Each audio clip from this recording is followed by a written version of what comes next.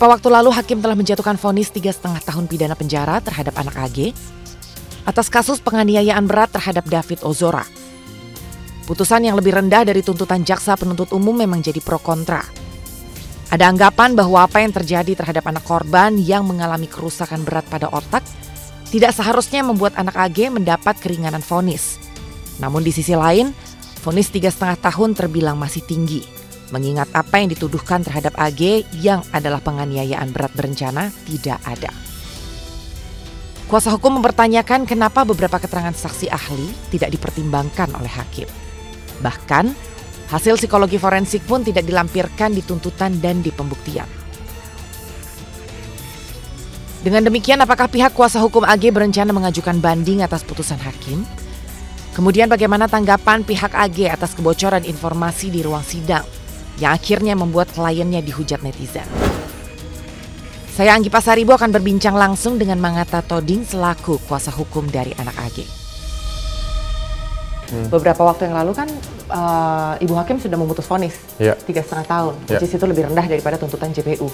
Kalau dari kuasa hukum sendiri, langkah lanjutannya ini apa nih? Atau memang sudah cukup puas? Langkah lanjutan kita tuh pasti opsi yang harus dan disediakan undang-undang kita sampaikan, seperti banding, ada upaya untuk tetap menerima putusan atau mungkin kita tunggu sampai ingkrah terus peninjauan kembali. Jadi semua opsi itu kita berikan ke keluarga, tapi kita belum diberitahukan sampai sekarang pas kita wawancara ini, Mbak. Jadi kita belum tahu putusan keluarga jadinya mau apa, kalau tinggi atau ini masih ringan atau ini perlu dilawan lagi putusannya, itu subjektif ya menurutku. Cuma dari kami tim penasihat hukum ada beberapa catatan terhadap putusan itu pasti yang Bu Hakim sampaikan. Seperti kami sudah sampaikan sebenarnya di pembelaan, ada hasil, jadi suatu tindak pidana itu ada perilaku tindak pidana, Mbak. Jadi pelaku itu melakukan tindak pidana itu karena apa? Nah, assessment-nya tuh jelas. Ada hasil PK Bapas kemarin berdasarkan undang-undang, ada hasil pemeriksaan psikologi forensik, itu yang nggak dilampirkan kemarin. Jadi kesimpulan-kesimpulan atas tindakan yang dilakukan anak AG ini hanya berdasarkan asumsi menurut kami. Hasil psikologi forensiknya tidak jelas, tidak dilampirkan di tuntutan, di pembuktian dan lain-lain. Makanya kita tuh pengen sebenarnya kenapa ini tidak dilampirkan. Kita bertanya-tanya sampai akhirnya kok ada narasi-narasi yang udah beredar sekarang nih, Mbak, bahwa dia ternyata bohong dan lain-lain. Dasarnya nggak ada penelitian yang bilang itu, Mbak. Bahkan di PK Bapas itu bilang kalau sambil duduk kali, Mbak. PK Bapas itu bilang hasil penelitian terhadap profil anak ini dia di bawah relasi romantisme dari Mario Dendi. Sebagai korban dari romantisme dari Mario Dendi. Ini mirip sama relasi kuasa. Terus anak AG ini tidak punya niat untuk melakukan tindak pidana ini. Dia tidak merencanakan dan lain-lain. Itu semua diuraikan di dalam penelitian masyarakat PK Bapas. Jadi kami menyayangkan memang narasi yang keluar tidak sesuai dengan hasil penelitian yang sudah dilakukan cukup waktunya. Padahal sidang kami kan ini hanya sebentar banget, Mbak. Sampai hakim yang mulia berani menyimpulkan itu, kami juga kaget sebenarnya. Kenapa bisa disampaikan bahwa tadi kan ada laporan forensiknya gitu ya, Mangatta? Kenapa ada laporan psikologi forensik yang mengatakan bahwa AG ini korban dari relasi romantisme? Memangnya apa yang diberikan oleh Dandi sampai AG ini segitu submitnya, segitu tunduknya sampai akhirnya ya ujungnya di pengadilan nih dia sekarang gitu kan? Jadi yang bilang itu bukan hasil penelitian forensik, Mbak, tapi penelitian masyarakat PK Bapas. hasil forensiknya itu sampai detik ini kita nggak terima. Padahal anak AG waktu itu sampai 5 kali pemeriksaan psikologi forensik, tapi datanya kita belum terima. Tapi informal dia mengkonfirmasi hasil penelitian masyarakat ini. Hasil penelitian masyarakat ini bilang tadi yang Mbak Anggi bilang dia di bawah kendalinya Mario Dendi, banyak faktor mungkin. Nah, memang fakta-fakta itu belum bisa kita ungkap di sini, Mbak. Sampai ada perilaku yang Mario Dendi ini men-treat dia dengan ABC itu tidak diuraikan di dalam penelitian itu nggak diuraikan, tapi mereka menyimpulkan bahwa ada pengaruh yang luar biasa dari Mario Dendi ini kepada anak AG. Sempat diceritain sama AG ke Bang Atta gitu.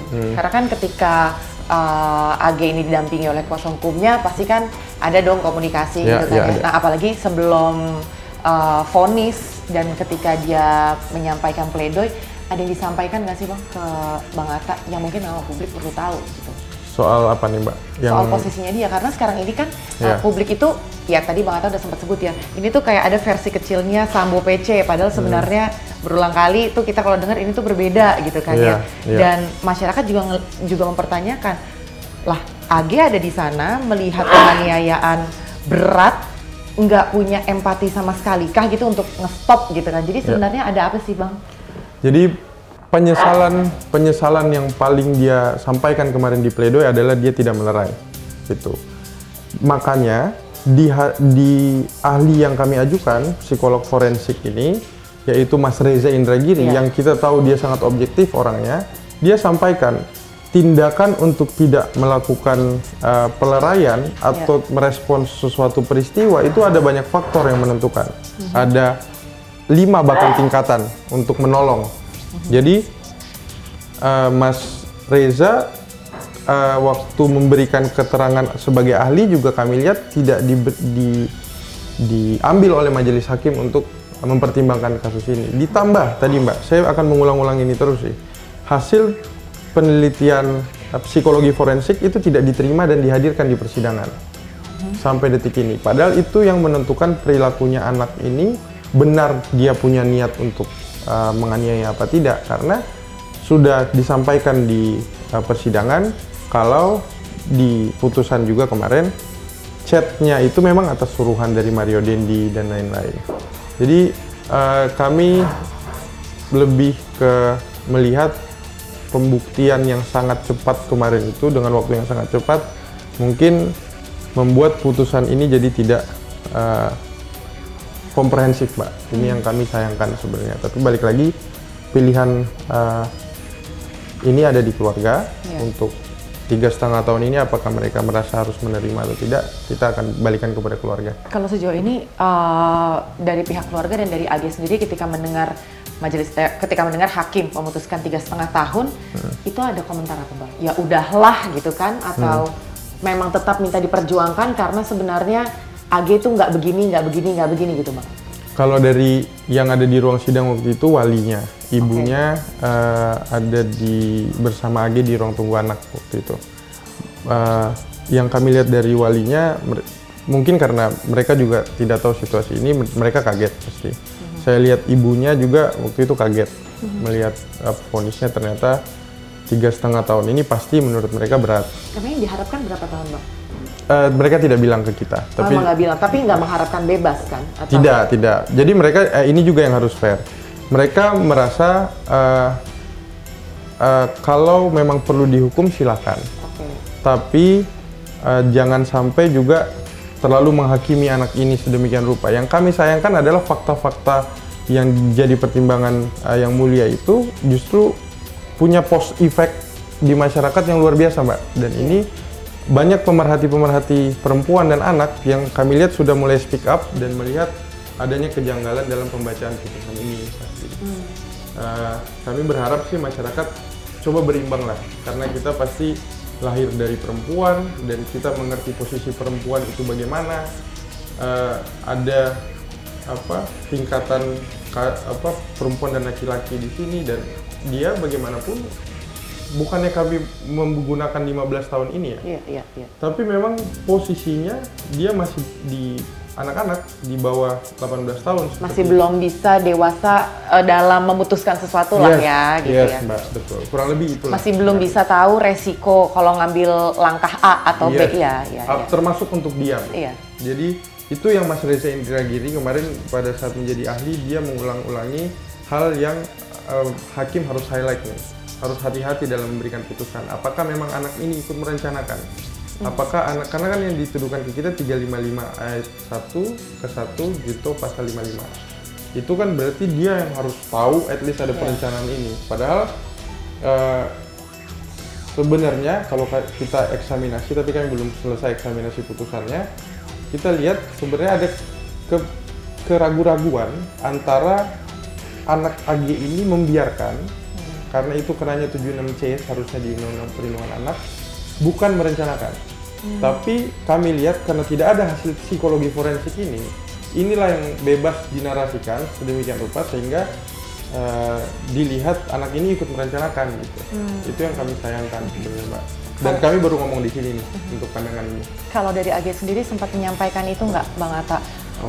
Kenapa dia menyesali itu? Karena mungkin kan kita nggak tahu, kayak tadi kan Bang Atta bilang 15 tahun belum terlalu paham banyak hal ya gitu kan.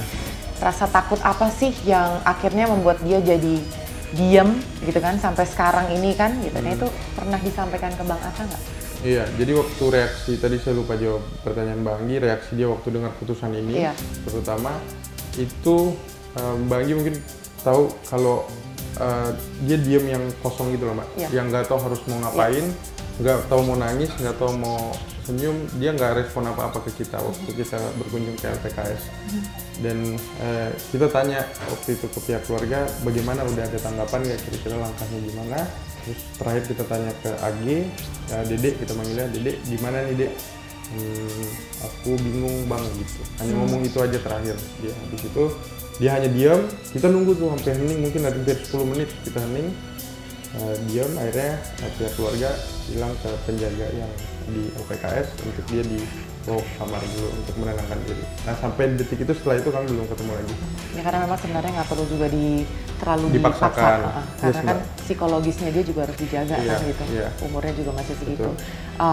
Bang Atta, ini sih mungkin agak sedikit personal mungkin ya gitu, tapi ketika memang bocor begitu yang di ruang sidang, dan saya rasa teman-teman media juga udah mendengarkan itu kan, ini terkait dengan hubungan yang sempat disampaikan pernah ada hubungan badan begitu dengan dua orang ini gitu kan, anak korban dan juga dengan Dandi. Nah itu sebenarnya kebenarannya gimana tuh Bang?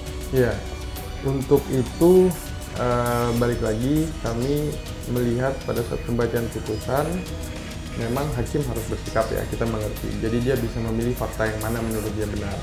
Itu di undang-undang, di teori hukum kita itu petunjuk buat dia. Tapi kami sangat sayangkan petunjuk itu harusnya bisa dilihat dari dua sisi benarnya, Mbak. Bahwa anak ini dibilang yang di-highlight kan yang mohon maaf yang 5 kali dan lain-lain itu kami lihat harus dibuktikan oleh asesmen yang tepat baru menyimpulkan itu, Mbak, yaitu penelitian psikologi forensik. Secara informal kami mengkomunikasikan ini dengan pihak psikolog forensik yang memeriksa anak AG. Informal, Mbak, ya. Saya telepon, saya nggak bisa bilang namanya beliau.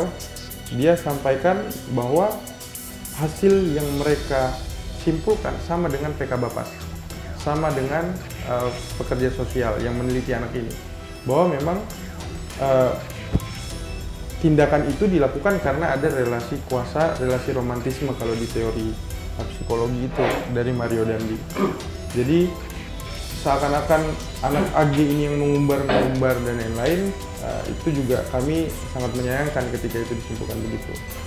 Secara hukum izinkan saya komentar sedikit, Mbak, terkait kejadian ini.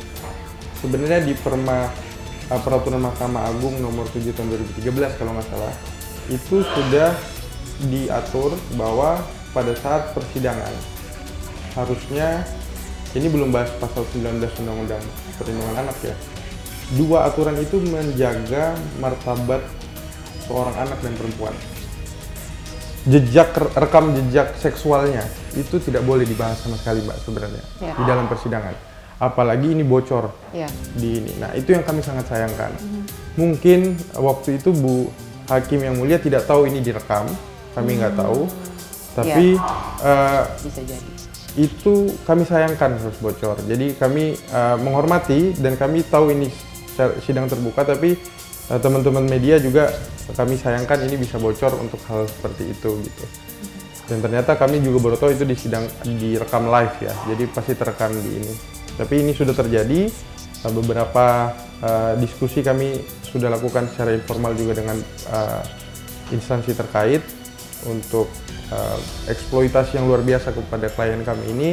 Kami tunggu beberapa masukan dari pihak-pihak itu untuk langkah apa yang bisa kami lakukan. Ada permintaan dari pihak keluarga dan dari AG sendiri nggak nih Bang, ke Bang Atta dan juga ke para kuasa hukum untuk sementara ini, misalnya untuk sementara ini saya nggak mau dulu nih ketemu sama kuasa hukum dulu, atau enggak saya mendingan ini dulu ke segala macam, itu ada yang diminta secara khusus nggak nih Bang? Iya, kalau keluarga mereka masih intens berhubungan dengan kami, hampir tiap hari kami telepon, kami ada grup kecil juga di WhatsApp, malah beberapa kali menanyakan apa yang harus kita lakukan, termasuk soal viralnya rekaman ini, pihak keluarga juga menyayangkan. Akhirnya kami memberitahu kita ada pihak juga yang berani untuk speak up, seperti beberapa pemerhati perempuan dan anak sudah berani, ada pihak dari kementerian sudah berani, KPAI bahkan juga sudah berani untuk meluruskan ini secara undang-undang.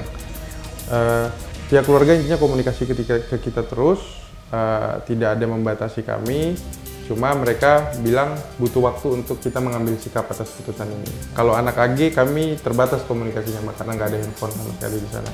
Kami hanya bisa monitor dia melalui pendamping sosial di sana.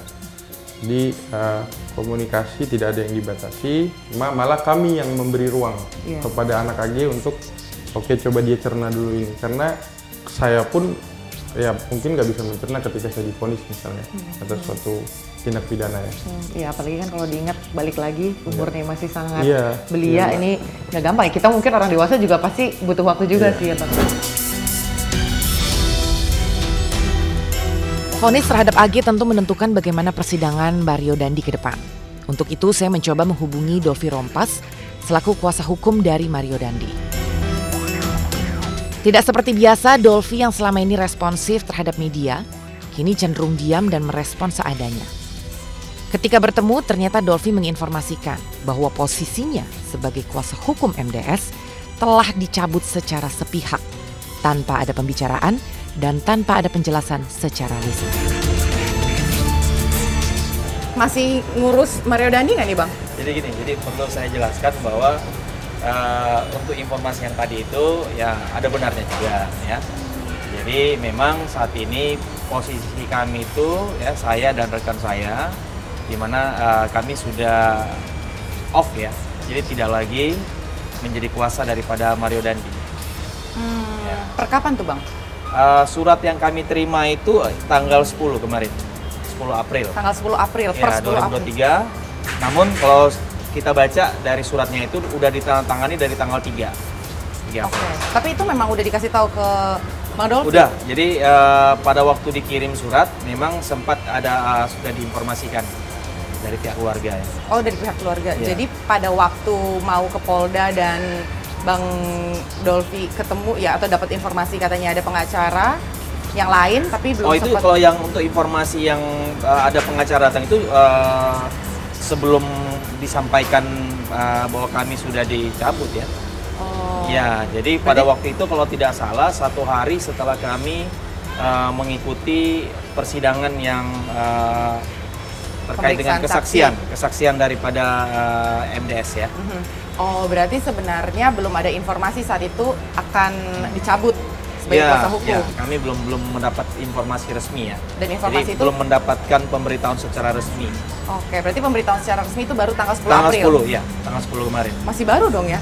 Baru banget. Berarti kalau kayak gitu sekarang saya nggak bisa dong nanya-nanya soal Mario Dandi sama atau masih boleh berbicara? Saya rasa sih kalau untuk secara etik memang terkait itu per 10 April itu kami memang sudah tidak artinya tidak layak lagi ya untuk menyampaikan terkait dengan masalah MDS ya. Oh, pantes, karena beberapa hari ini agak susah nih teman-teman nyari Bang Dolvi, karena kita kan juga nggak tahu kalau ternyata Bang Dolvi udah dicabut sebagai kuasa hukum dari Mario Dandi. Nah, untuk Bang Dolfi sendiri dengan teman-teman yang lain begitu mendapatkan surat bahwa tidak lagi menjadi kuasa hukum Mario Dandi, itu gimana tuh Bang? Maksudnya apakah memang ada hal-hal yang tidak bisa diperjuangkan kah? Atau sempat ada omongan ini kayaknya nggak tepat kalau begini, begitu, nah itu?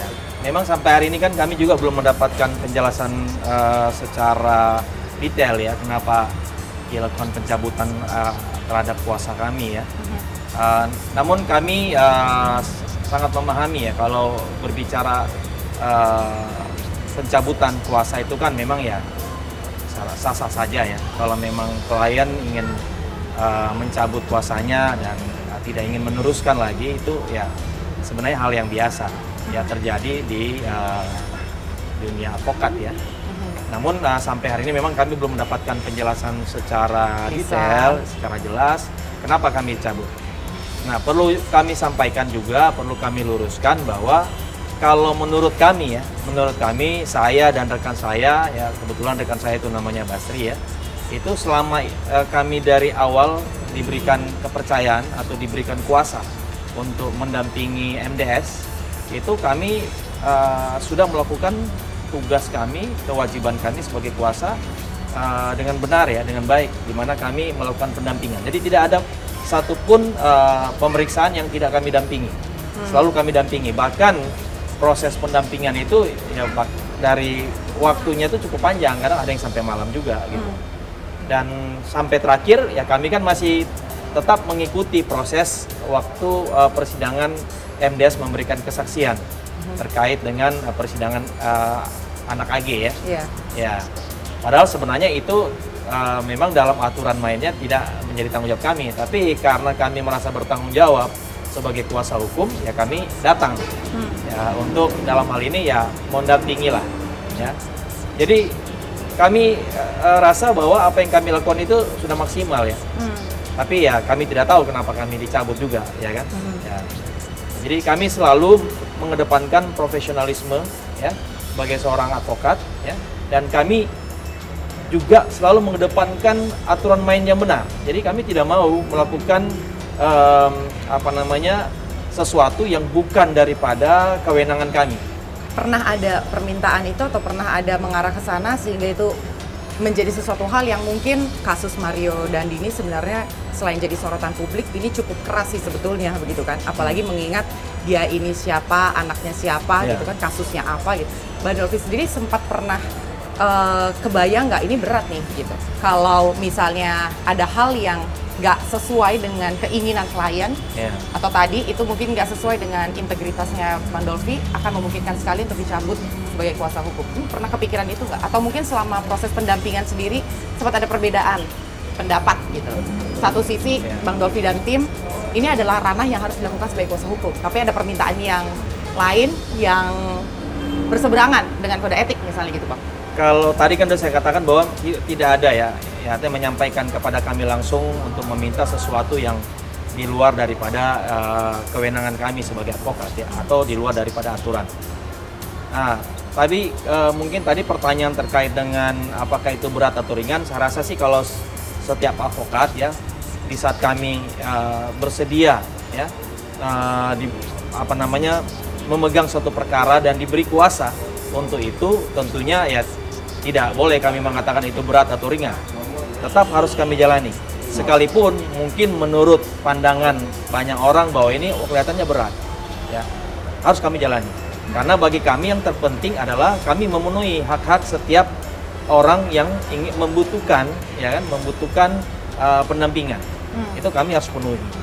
Nah, memang dalam perkara ini kan ya kita tahu bersama bahwa ya ini bukan perkara yang biasa ya. Mungkin kalau kemarin saya memegang perkara mungkin ya biasa-biasa aja, tapi memang ini luar biasa ini ya, sangat viral dan juga memang sangat atensi ya. Nah, jadi ya saya rasa memang agak berbeda. Ini memang kalau tadi Mbak katakan berat, mungkin saja ya, karena bisa jadi sosok Bang Dolfi nih gitu kan ya, terlalu lembut nggak nih untuk berhadapan dengan siapa Mario Dandi. Akhirnya ketika harus berhadapan dengan media, berhadapan dengan para pelaku dan nantinya akan masuk ke persidangan, dianggap kurang gitu nggak Bang? Kalau menurut saya ya, saya selalu harus bisa menyesuaikan dengan kondisi. Nah, kondisi saat ini kan memang kita tahu ya bersama bahwa dalam perkara ini kan juga ada korban. Kalau saya tuh selalu mengedepankan rasa kemanusiaan. Sekalipun saya membela ini ya tidak hanya terkait dengan perkara MDS ya. Perkara apa saja yang dalam perkara pidana di mana ada korban, ya tentu kita harus memiliki rasa empati, simpati ya, harus memiliki rasa kemanusiaan terhadap korban, apapun itu. Jadi makanya kan selalu saya katakan setiap ditanyakan oleh media, selalu mengatakan bahwa pertama-tama kita berdoa untuk korban, ya kan, untuk korban, ya kita berdoa dan kita perlu untuk kalau memang kita salah, kita harus menyampaikan permohonan maaf. Apa itu nggak bisa diterima oleh pihak Nah itu MDS? saya nggak tahu. Tapi selama ini kan saya menyampaikan seperti itu karena itu tadi saya bilang bahwa kami sebagai kuasa hukum tentunya ya juga harus mengedepankan ya, selain kami melakukan pembelaan ya, tetapi selalu harus mengedepankan rasa kemanusiaan. Iya. Okay. Gitu. Ya, jadi itu yang penting bagi saya ya. Saya nggak tahu kalau advokat yang lain. Kalau saya seperti itu. Sebenarnya apapun keputusan hakim kita akan menghargai ya, tetapi pastikan itu sesuai dengan posisinya gitu. Jangan yang seharusnya maksimal tetapi tidak maksimal.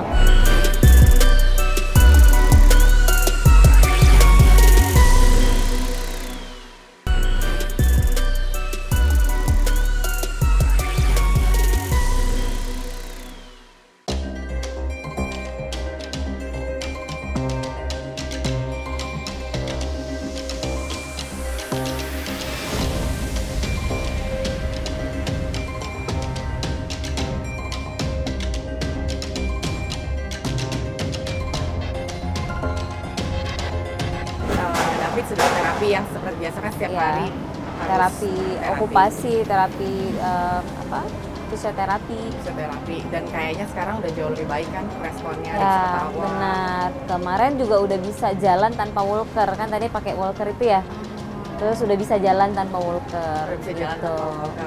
Selain kesehatan David membaik, proses hukum juga kalau kita lihat kan juga sudah mulai berjalan. Selesai satu-satu ya. Udah mulai selesai. Yang terkini itu kemarin anak AG vonisnya udah keluar 3,5 tahun. Kalau dari keluarga David cukup puas atau gimana? Dilihat dari bahan pertimbangan majelis kan katanya sudah terpenuhi semua. Kalau sudah terpenuhi semua kok nggak maksimal. Kalau hakim bilang ini terkait karena usianya kan sudah ada potongan setengah nih. Mestinya kan 12 tahun, karena dia anak maka dia jadi 6 tahun. Nah tapi kenapa didiskon lagi? Berarti kan diskon satu-satunya hanya karena usia lagi. Karena dari pertimbangan unsur penganiayaan berat, terencana, turut serta itu sudah terpenuhi semuanya Mbak. Gitu. Nah sehingga sebenarnya apapun keputusan hakim kita akan menghargai ya, tetapi pastikan itu sesuai dengan posisinya gitu. Jangan yang seharusnya maksimal tetapi tidak maksimal. Nah sehingga karena kita melihat secara pertimbangan hakim sudah maksimal, unsur-unsur terpenuhi, namun secara putusannya masih mencederai keadilan bagi anak korban yang sampai saat ini masih belum bisa dianggap jauh dari pulih gitu. Sehingga kemarin kita juga sudah sampaikan baik secara lisan maupun tertulis kepada jaksa penuntut umum untuk dilakukan yang namanya upaya banding. Dan beberapa waktu lalu juga saya sempat ketemu dengan kuasa hukumnya anak AG gitu. Kira-kira mereka akan banding atau enggak? Pikir-pikir ya? Ya mereka juga masih pikir-pikir, tergantung nanti pihak keluarga akan seperti apa. Kalau dari angkanya sih memang kan lebih ringan dari tuntutan jaksa gitu kan ya. Dan kalau dari keluarga David sendiri, ya tadi kan udah disampaikan ini kok masih lebih ringan ya. Dan upaya dari pihak keluarga David tuh kedepannya apa nih? Ya, kita kan terus berkomunikasi dengan jaksa penuntut umum terkait dengan bukti-bukti pada saat di pengadilan proses pemeriksaan saksi, kemudian ahli, kita juga terus menyampaikan masukan apa yang harus digali. Karena satu-satunya sumber bukti kami kan adalah satu HP-nya David, kemudian keterangan para saksi kunci yang pada saat itu menemukan David yang tengah dianiaya, begitu. Nah sehingga yang kami selalu update juga terkait kondisi kesehatan David yang sampai hari ini kalau memang secara fisik terlihatnya makin ada progres ya. Tetapi yang namanya cedera otak dan itu berat, itu memang tidak bisa dilihat dari penampakan di fisiknya. Pada saat ini David mengalami yang namanya short term memory gitu. Artinya ketika ini baru ketahuan. Iya, saya kemarin ada yang ngunjungin dia happy, dia ngobrol, ternyata hari ini kita tanya, Fit kemarin siapa aja yang datang? Joe aja. Dia pikir bapaknya doang.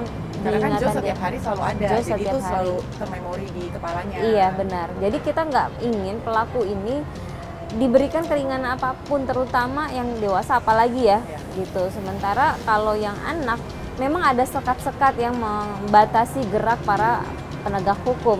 Tetapi kita pikir sudah sesuai dengan prosedur. Nah kalau sesuai dengan prosedur 6 tahun ya kan harusnya dipastikan di prosedur itu aja, nggak usah di double diskon lagi. Kalau dari pihak keluarga sempat melihat nggak Mbak? Kan ada pembelaan ya gitu dari video CCTV yang memang udah tersebar nih ya gitu kan di beberapa waktu lalu di media kami juga, temen aku sempat report itu, di mana respon AG saat itu dia bukan diam dan melihat, tapi dia cenderung kayak takut dan balik badan gitu kan. Nah itu kalau dari pihak keluarga David sendiri melihatnya itu gimana Pak? Karena kan kemarin ini sempat katanya terencana dan lain sebagainya. Jadi kalau dari keluarga David sendiri gimana? Iya, kalau melihat barang bukti itu, apalagi menilai misalnya keterangan saksi, itu kan bisa melihat dari berbagai perspektif. Ya, kalau ditanya kepada kuasa hukum anak lagi pasti perspektifnya seperti itu. Ya, muncul perspektif menghindar, takut gitu. Tapi kalau dari majelis hakim, dari hakim tunggal ini kan belum tentu seperti itu. Akan disesuaikan, diuji dengan keterangan yang bersangkutan. Apakah benar dia takut? Apakah benar dia tidak dalam satu frame? Waktu itu seingat saya hakim tunggal ini juga sempat bertanya ketika dia menyalakan rokok. Nah itu kan juga di dalam perspektifnya kuasa hukum kan menyatakan bahwa itu gestur ketakutan. Orang kalau stres merokok misalnya begitu, tetapi ketika diuji oleh majelis, oleh hakim tunggal, ternyata anak ini berpendapat bahwa itu biasa aja, itu kan masih ngobrol, belum dianiaya seperti gimana-gimana. Keluar kata-kata itu kan biasa aja. Nah itu yang saya pikir adalah proses menguji alat bukti. Nah dari situ nanti hakim baru bisa mengambil kesimpulan kira-kira sikap batin anak ini bagaimana, termasuk dengan yang di CCTV, sehingga pada saat memberikan pertimbangan menurut hakim dia hanya melihat aja, tidak ada hakim menilai bahwa itu adalah bentuk takut. Nah, saya ingat juga yang hakim sampaikan bahwa mereka kan bukan lagi di tengah hutan yang tidak ketakutan itu bisa nyata. Dia akan berpikir kalau gua ngelawan lari kemana, ini tengah hutan gitu. Sementara itu adalah perumahan 20 meter doang ke rumahnya si saksi anak N gitu.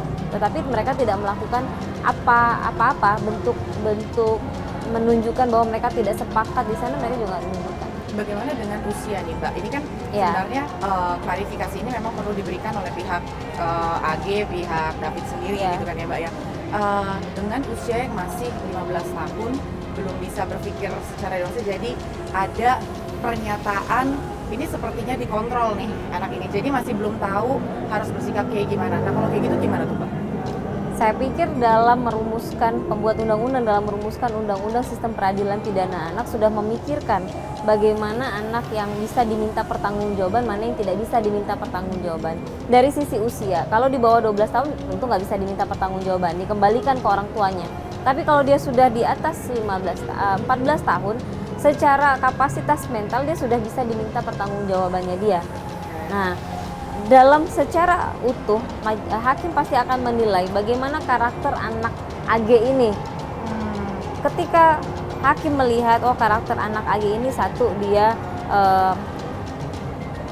perilakunya seperti apa, lingkungannya bagaimana, kemudian cara dia berkomunikasi, kan dia menyampaikan bahwa dia sengaja menutupi hubungannya dengan Mario kepada teman-teman atau kepada David karena apa? Karena jeda waktu antara dia pacaran sama MDS dengan dia putus sama anak korban itu kan sangat-sangat dekat.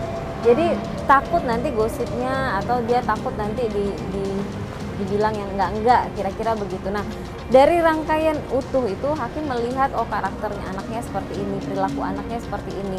Layak enggak dia dimintakan pertanggungjawaban? Kalau layak ya sudah, mengapa dilakukan penahanan di LPKA itu kan juga sudah berdasarkan rumusan pembuat undang-undang ya. Tentu akan sesuai dengan privilege dia sebagai anak. Lembaga permasyarakatannya ya khusus anak, kemudian nanti seperti apa dia di dalam pembinaan, seperti apa, lebih memang tidak untuk pembalasan dendam, tetapi untuk memperbaiki sikap dia di masa yang akan datang, rehabilitasi terkait masa depan dia. Buat kami adalah back on the rule aja. Kalau memang aturannya sudah bisa membuat dia bertanggung jawab atas apa perbuatannya, maka ya lakukan itu. Kalau memang ada aturan terkait dengan pidana itu adalah setengah terhadap anak, ya sudah, kita juga tidak ada masalah. Kan kita tidak pernah menuntut hukuman terkait anak AG ini 11 tahun, 12 tahun, kita nggak pernah menuntut itu juga. Dari awal, kuasa hukum anak AG menghimbau untuk hormati prosedur anak. Nah, saat ini saya rasa hakim sudah menghormati prosedur anak itu, tetapi buat kami malah kebablasan. Kan udah 6 tahun, harusnya jangan diskon lagi, kecuali ya dalam pada saat pertimbangan ada hal-hal dari unsur-unsur pasal penganiayaan berat terencana itu tidak terbukti. Gitu, itu oke, tapi kan ternyata sudah terbukti secara sempurna loh. Oke, berarti sebenarnya apapun bentuk pembenaran atau pledoi yang disampaikan oleh pihak anak AG ini, sebenarnya dari keluarganya David nih nggak apa-apa ada pledoi, tapi hukumannya ya jangan di courting lagi, sesuai dengan aturan aja gitu ya sebenarnya. Kita memang berharap besar kepada putusan hakim tadinya untuk bersifat ultra petita, tapi mengingat tuntutan kan kemarin di luar ekspektasi kita juga begitu. Walaupun dalam kesimpulan yang disampaikan oleh JPU juga sudah membuktikan bagaimana peranan besar si anak ini. Gitu. Yang kita jaga adalah apa, Mbak Anggi? Anak ini kan sidang pertama dari 32 pelaku yang lainnya.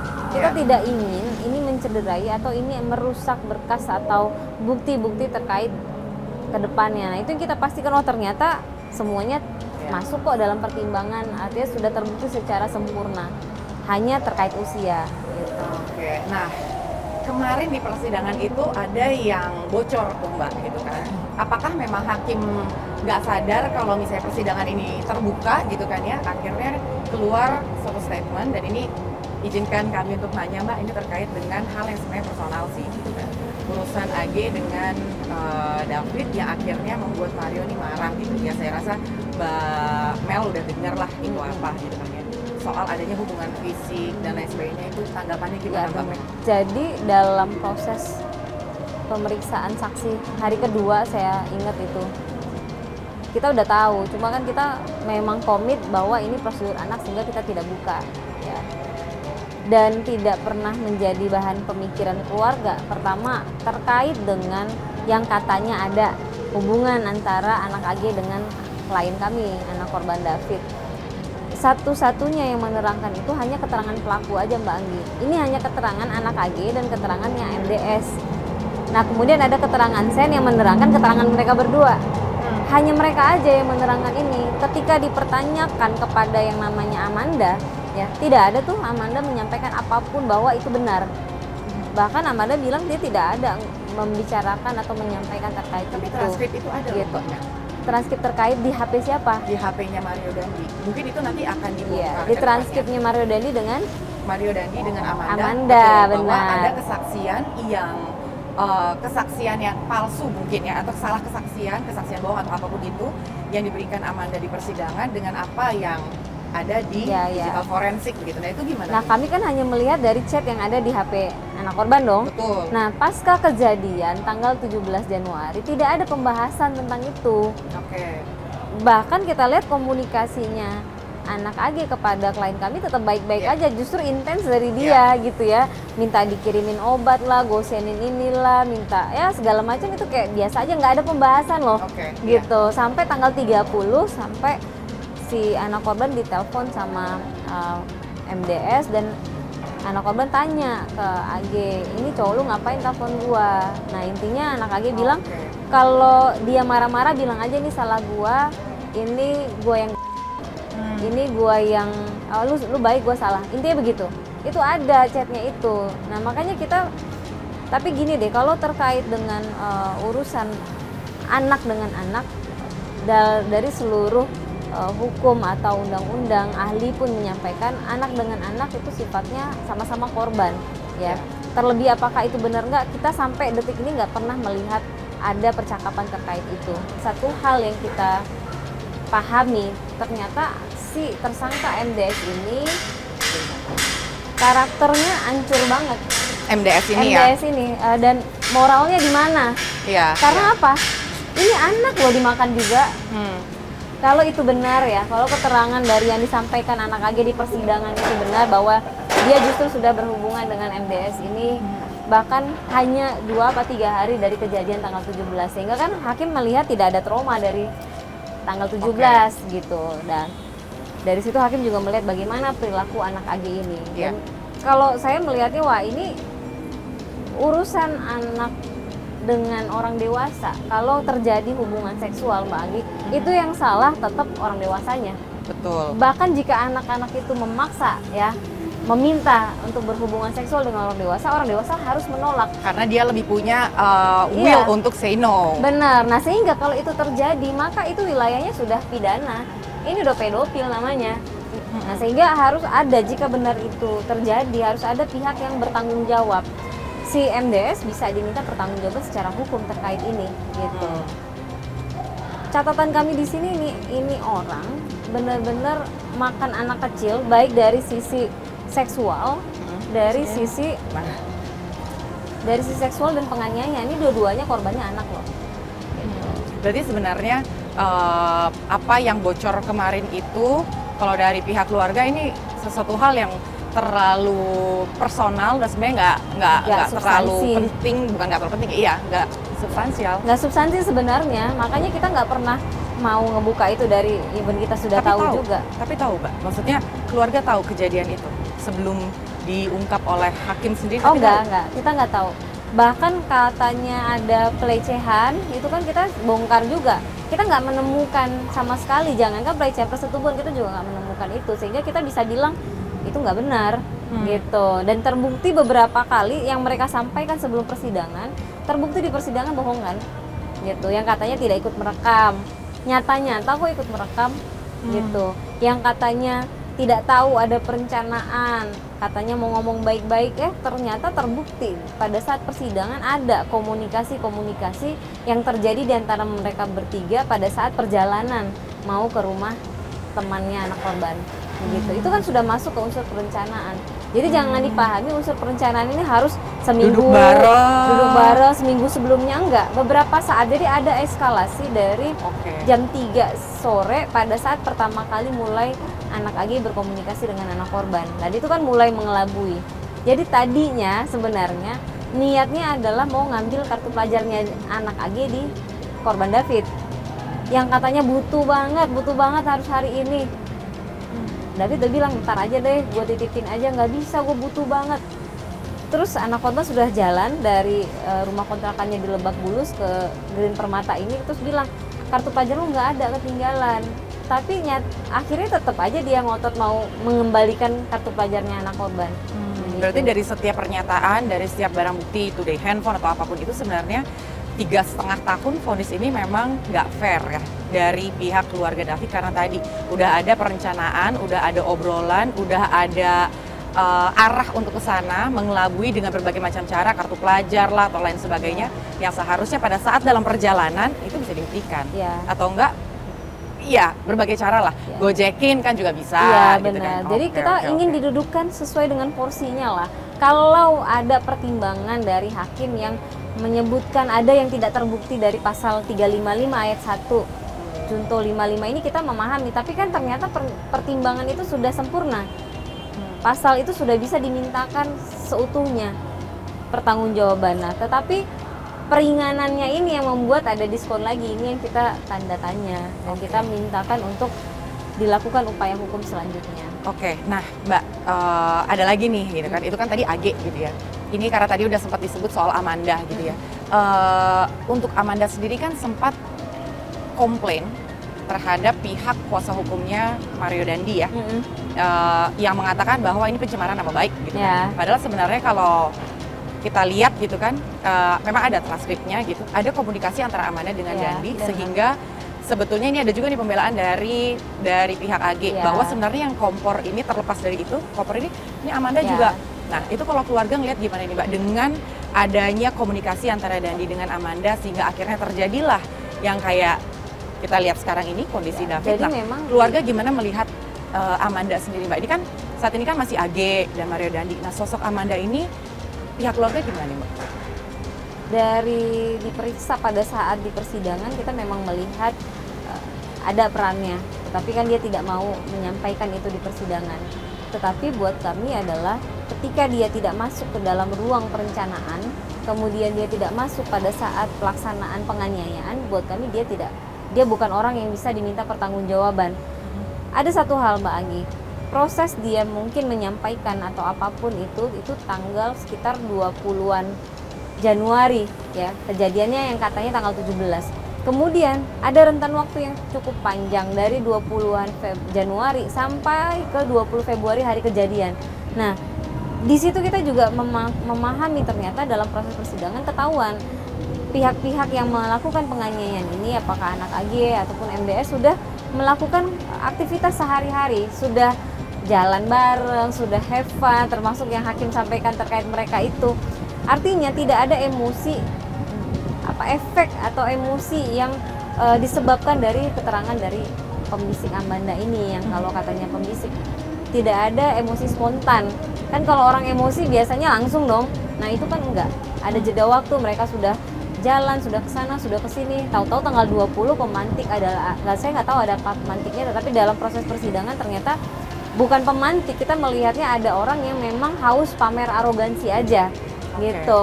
Jadi dia melihat anak AG memang masih menjalin komunikasi pada waktu itu. Jadi mungkin ada yang tak terpuaskan aja dari egonya. Gitu.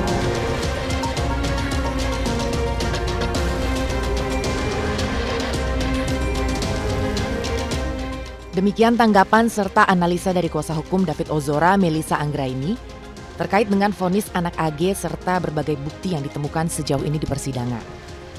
Dan seperti yang tadi sempat disampaikan, terlepas dari proses hukum yang berjalan, kondisi David Ozora juga diinfokan kian membaik setiap hari. David sangat kooperatif dan ada kemajuan atas setiap terapi yang dijalani. Dan dalam kesempatan kali ini, saya beserta tim Inside Story menyapa David meski secara virtual. Halo Mbak Anggi, terima kasih doanya untuk David. Saya baru nemenin terapi okupasi. Dia baru belajar mewarnai. Itu. Kasih ya doanya ya. Bang Jo, terima kasih banyak untuk Mengingat kondisi fisik David yang masih harus terus dijaga, sehingga sebaiknya tidak bertemu secara tatap muka agar tidak mengganggu proses terapi dan istirahatnya. Tetap semangat David, speed recovery ya.